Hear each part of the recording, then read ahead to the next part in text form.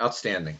Well, first of all, I'd like to thank the crew from Paragonix from having me on this webinar to join this incredible panel of speakers. And I enjoyed the 3 previous talks. And we looked at 24 consecutive patients who underwent cardiac transplantation using the Sherpa system over a 1-year period, starting with our first case on August 19th, 2019, and looking at all the cases starting within 1 year of the first case.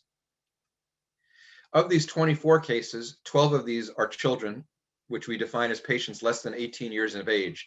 And I'm going to review first our overall experience, and then after that, I will focus on the children. From that slide, we can plot out the temperature spread and the average temperature of all of these different transplants. And if we look specifically at some numbers for the overall series, the average temperature during preservation was 5.8 degrees, with a minimum and a maximum of 5 and 6 degrees and an average spread of 1.24 degrees. I think those are data that's probably a substantial improvement from putting the heart in a Ziploc bag and putting that in a bucket of ice and then putting it in an igloo cooler.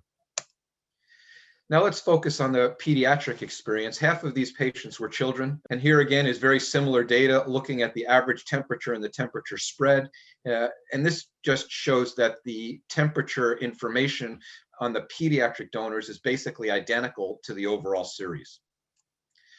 The clinical results from this experience, well, today, 6 months from the end of the series and 1.5 years from the start of the series, all 24 of these patients are alive and well.